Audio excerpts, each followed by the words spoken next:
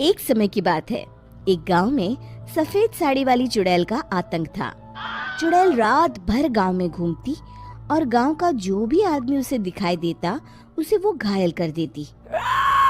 अरे कोई तो बचाओ, मर गया रे। एक रात हरिया अपने खेत से अपने घर लौट रहा था कि तभी अचानक उसके सामने चुड़ैल आ जाती है। अरे बाप रे, ये चुड़ैल कहाँ से आ गई? आज तो मैं गया काम से।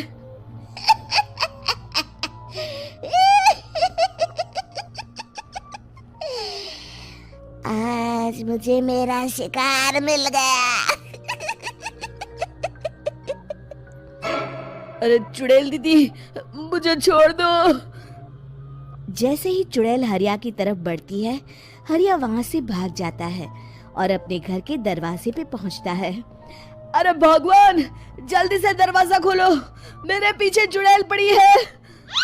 हरिया की पत्नी जल्दी से दरवाजा खोल देती है। अरे आप इतना हाफ क्यों रहे हैं? अरे मेरे पीछे चुड़ैल पड़ी है, आज तो मैं बाल बाल बच गया। जल्दी से सभी दरवाजे और सभी खिड़कियों को बंद करके बत्ती बुझा दो। तभी चुड़ैल हरिया के घर के पास पहुंच जाती है। अरे वो आदमी कहाँ गायब हो गया? मैं भी देखती हूँ आखिर कब तक बचेगा। मैं अपने शिकार को इतनी आसानी से नहीं छोड़ती। इतना कहकर चुड़ैल वहां से चली जाती है। वहीं दूसरी तरफ हरिया और उसकी पत्नी दोनों अपने घर की खिड़की से ये सब देख रहे होते हैं। अरे बाप रे, ये तो बड़ी डरावनी चुड़ैल थी। अगले दिन ये बात आग की तरह पूरे गांव में फैल जाती है और धीरे धीरे लोग चुड़ैल के डर के मारे शाम होते ही अपने घरों से बाहर निकलना बंद कर देते हैं। कुछ दिनों के बाद भाई, मैंने तो इस चुड़ैल के डर के मारे रात को अपने खेतों को पानी देना बंद कर दिया है। कहीं मेरी फसल सूख गई तो मैं तो कहीं का नहीं रहूंगा। साहूकार का कर्जा कैसे चुकाऊंगा? अरे भाई, पूरे गांव वालों का यही हाल है। पता नहीं ये चुड़ैल हमारे गांव में कहाँ से आ गई। फिर एक दिन गांव के पास वाली नदी के किनारे एक बहुत बड़े तांत्रिक के आने की बात कुछ गांव वालों को पता चलती है। वो लोग जाके ये बात गांव के मुखिया को बताते हैं। मुखिया जी, नदी के किनारे एक बहुत ही पहुंचे हुए तांत्रिक बाबा आए हैं। हमें उनसे मदद मांगनी चाहिए। मैंने सुना है वो बड़े बड़े भूतों और चुड़ैलों को अपने वश में कर लेते हैं। मुखिया जी सभी गांव वालों को लेकर उस तांत्रिक के पास पहुंच जाते हैं। ओम फट स्वाहा, ओम फट स्वाहा। तभी तांत्रिक अपनी बंद आंखों को खोलकर कहता है, क्या बात है? तुम सब लोग यहाँ क्यों आए हो? मुखिया जी उस तांत्रिक को सारी बात बता देते हैं। अच्छा, तो ये बात है। और तांत्रिक अपनी आंखों को बंद कर लेता है। मैं देख रहा हूँ तुम्हारे पूर्वजों ने बहुत पाप किए थे, जिससे ये गांव अब श्रापित हो चुका है। उसी के फल स्वरूप तुम्हारे गांव में चुड़ैल आई है। ये चुड़ैल बहुत खतरनाक है, ये किसी को नहीं छोड़ेगी।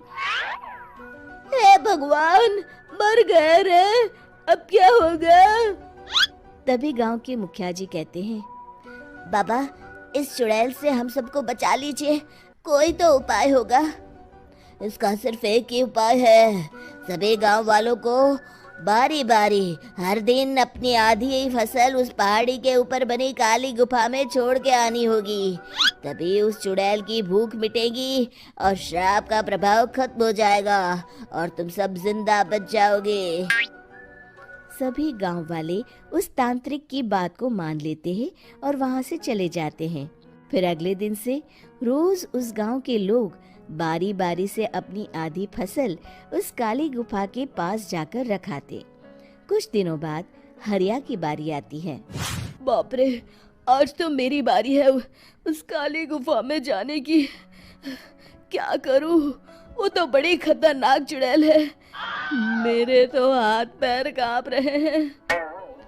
फिर हरिया डरते डरते अनाज की बोरियां अपनी बैलगाड़ी में लाद देता है। तभी हरिया की पत्नी उससे कहती है, देखो जी, संभल के जाना और किसी भी हालत में शाम होने से पहले वापस आ जाना। उस चुड़ैल का कोई भरोसा नहीं है जी। हरिया बैलगाड़ी में बैठते हुए कहता है, भगवान, मैं क्या वापस आऊंगा? लगता है अब तो मेरी खबर ही आएगी। इतना कहकर हरिया वहां से चला जाता है। रास्ते में जंगल से गुजरते हुए हरिया की बैलगाड़ी का एक चक्का बड़े गड्ढे में फंस जाता है। हे भगवान, अब ये क्या मुसीबत है? हरिया नीचे उतर के पूरी ताकत से अपनी बैलगाड़ी को गड्ढे से निकालने की कोशिश करता है।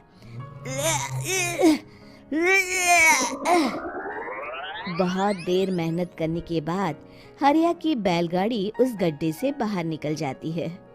हे भगवान, अब तो शाम होने वाली है। आज तो मैं गया काम से। जैसे तैसे हरिया काली गुफा में पहुंच जाता है। अरे मर गया रे, यहाँ तो चारों तरफ डरावना माहौल है।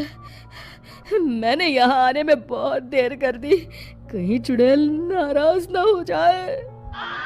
हरिया अनाज की बोरियां वहां रख के जैसे ही जाने लगता है, तभी उसे किसी के आने की आवाज सुनाई देती है। हरिया एक कोने में छुपकर अंदर देखने लगता है। चुड़ैल वहां आती है और फिर अपने चेहरे से नकली चुड़ैल का मुखौटा निकाल देती है। हरिया ये देख के हक्का बक्का रह जाता है। तभी चुड़ैल कहती है, भैया यहाँ आना, आज तो बहुत अनाज आया है। इसे मिलाकर अब हमारे पास ढेर सारा अनाज जमा हो गया है। कल ही हम इसे शहर में बेच आएंगे और माला माल हो जाएंगे। तभी अंदर से नदी के किनारे वाला तांत्रिक बाहर आता है। अरे, ये तो तांत्रिक बाबा है। हाँ, अब तो हम दोनों की जिंदगी मजे में कटेगी। गांव वालों को बेवकूफ बनाना इतना भी मुश्किल नहीं था। लोग तो तुम्हें सच में असली चुड़ैल समझते हैं। हाँ, तुमने सही कहा। अब ये गांव वाले चुड़ैल के डर से जिंदगी भर इस काली गुफा में अनाज पहुंचाते रहेंगे। अच्छा, तो ये बात है। ये दोनों पूरे गांव वालों को बेवकूफ बना रहे हैं। अभी जाकर सबको बताता हूँ। हरिया उन दोनों की पूरी बातें सुन लेता है और जल्दी से वापस गांव में आता है। गांव वालों को पूरी बात बता देता है। इससे पहले वो दोनों हमारा अनाज लेकर शहर जाए, हमें उन दोनों को पकड़ना होगा। उधर दूसरी तरफ नकली तांत्रिक और नकली चुड़ैल बनी औरत एक बड़ी गाड़ी में सारा अनाज लाद के वहां से निकलने की तैयारी कर रहे होते हैं। जल्दी करो, इससे पहले हमें कोई देख ले। हमें यहाँ से निकलना होगा। और तभी वो दोनों देखते हैं कि सामने से सभी गांव वाले अपने अपने हाथों में मशाल लेके आ रहे हैं। दोनों बुरी तरह डर जाते हैं। रुक जाओ, तुम दोनों का भांडा फूट चुका है। अरे मर गए रे, ये गांव वाले कहाँ से आ गए? तुमने क्या सोचा इतनी आसानी से यहाँ से निकल जाओगे? ये अनाज हमने अपने खून पसीने से दिन रात खेतों में मेहनत करके उगाया है। दोनों मुखिया जी के पैरों में गिर जाते हैं। हमें माफ कर दीजिए, हम दोनों एक नंबर के कामचोर हैं। बिना मेहनत किए पैसे कमाना चाहते थे। हाँ, अब हम आगे से मेहनत मजदूरी करके पैसे कमाएंगे। हमें कुछ मत करना, हमें छोड़ दीजिए। इतना कह के दोनों गांव छोड़ के भाग जाते हैं और सभी गांव वाले फिर से खुशी खुशी रहने लगते हैं। शिक्षा, तभी तो कहते हैं कि किसी भी समस्या का समाधान केवल सूझबूझ से ही करना चाहिए और कभी हिम्मत नहीं हारनी चाहिए। दोस्तों, हमें उम्मीद है कि आपको हमारी ये कहानी पसंद आई होगी। कृपया हमारे चैनल को सब्सक्राइब करें और सभी अपडेट्स के लिए बेल आइकन जरूर दबाएं। और हाँ, वीडियो लाइक और शेयर करना मत भूलिएगा। Bye bye.